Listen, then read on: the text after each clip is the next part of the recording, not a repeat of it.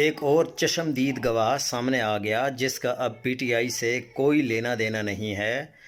چونکہ عمران خان خود ٹویٹ نہیں لکھتے تو اہم ہے کہ واقعات درست رہیں۔ یہ تصحیح ضروری ہے کہ یہ تجویز ہے وہ افغانستان کی قیادت نے اس وقت کی فوجی قیادت کو دی تھی، یعنی پاکستانی قیادت کو، اور فوجی قیادت نے یہ تجویز حکومت کو پہنچائی تھی۔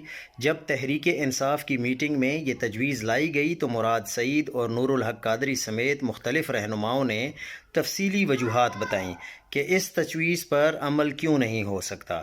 ان کی گفتگو میں بہت وزن تھا، لیکن مزید گفتگو اور غور و فکر اور خوض کے لیے اس معاملے کو ملتوی کر دیا گیا۔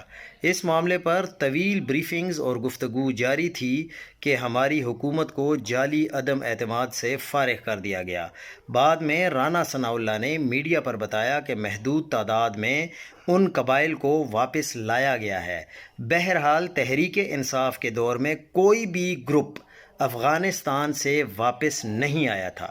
یہ چودھری فواد چودھری صاحب نے یہ ٹویٹ کیا ہے اور انہوں نے اس بات کو کنفرم کیا ہے کہ عمران خان کے دور میں کسی قسم کا کوئی بھی گروپ پاکستان میں افغانستان سے نہیں آیا تھا۔